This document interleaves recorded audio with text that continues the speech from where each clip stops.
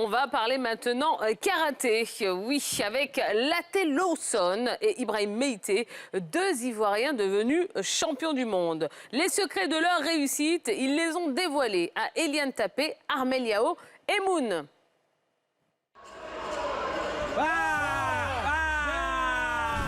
Ce sont les nouveaux champions du monde de karaté Shotokan. Il y a quelques jours, en Bulgarie, Ibrahim Meïté et Lawson Latte ont inscrit leur nom en lettres d'or dans la discipline. 2 médailles d'or et une en argent pour Meïté dans la catégorie des 67 kilos en kumité et une en or pour Latte chez les vétérans. Désormais dans la cour des grands, ils deviennent les premiers athlètes officiels ivoiriens à se hisser au sommet du karaté Shotokan mondial. NCI Sport a rencontré le maître et l'élève quelques jours après leur victoire, là où ils ont préparé leur conquête mondiale.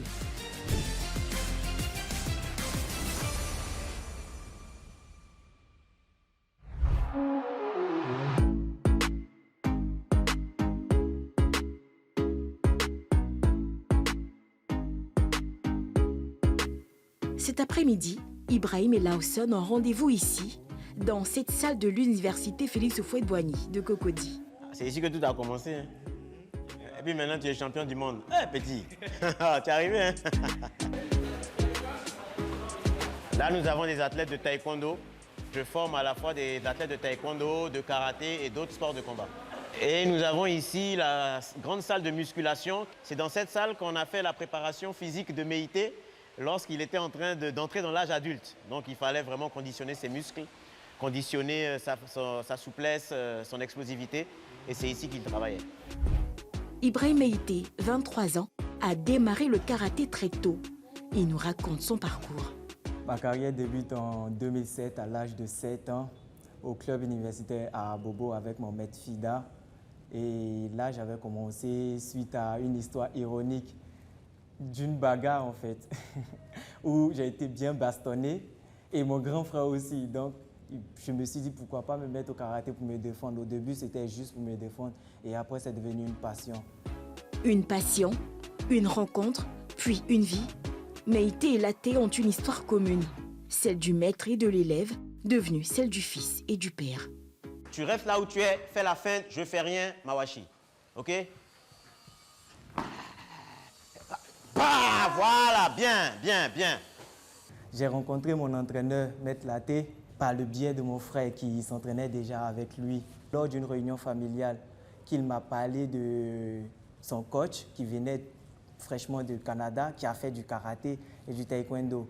Et en ce moment-là, disons que je cherchais à me performer et je visais le haut niveau en fait. Il a commencé le karaté très tôt avec un maître qui lui a enseigné les bases du karaté. Et arrivé à un certain âge, il voulait se mettre à la compétition combat. Et c'est là que j'entre en jeu, où je lui ai donc enseigné les rudiments de la compétition de haut niveau en combat. Et ça, on parle d'environ 2019. Début février 2024, Latte est informé de la tenue des championnats du monde de karaté. Il informe la fédération qui inscrit les deux athlètes, mais l'instance ne les accompagnera pas financièrement. Lawson Latte décide alors de faire appel à des sponsors, se rendre en Bulgarie avec son élève. Une expédition qui coûtera 5 millions de francs CFA aux compétiteurs. J'aimerais remercier la fédération qui nous a inscrits à cette compétition. Il s'agit d'un championnat du monde. Mais tout a été financé de ma poche. À la fédération, ils parlent beaucoup. Rares sont les athlètes qui font des compétitions de haut niveau à l'international. Et même moi, ma première compétition à l'international, c'était par le biais de Maître Latte. Cette situation n'entache en rien les ambitions des représentants de la Côte d'Ivoire à Albena. Pour preuve, dans la station balnéaire bulgare, les deux karatékas ivoiriens hissent haut le drapeau tricolore. Ce qui a fait la différence dans ma catégorie, la catégorie des moins de 67 kilos, c'est, disons, le courage. Le courage et surtout le poids qu'on endossait. Comme étant le seul pays africain à participer à cette compétition et en plus les seuls noirs. Et aussi la motivation. En bon père que je suis, je l'ai motivé, je lui ai dit qu'on pouvait y aller, vraiment, on n'a rien à perdre. De retour de leur périple, les champions du monde reçoivent la reconnaissance du pays. Le ministre délégué des Sports, Mech Silas, est à la baguette.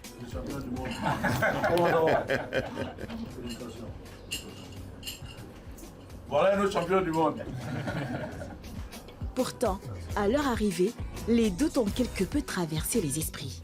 Au début, j'étais un peu perplexe, mais On parle de 2 médailles mondiales, d'un entraîneur et son athlète pour la Côte d'Ivoire. Je pense que c'était normal qu'on nous reçoive et j'y ai cru absolument. Fier des résultats, le ministre est lui catégorique sur l'accompagnement des athlètes, toutes disciplines confondues. Il n'y a pas de sport des mineurs parce que les médailles dans les compétitions internationales se valent. Une médaille d'or est une médaille d'or. Au niveau des mesures d'accompagnement, il faut d'abord féliciter les athlètes. Il faut les encourager à faire mieux, à maintenir le cap. Mais il faut réorganiser à la base le processus d'évolution des athlètes jusqu'à leur éclosion. Pour Lawson Laté Ibrahim Meïté, l'histoire ne fait que commencer. L'avenir est prometteur et d'autres challenges sont à relever. Souhaitons leur bonne chance.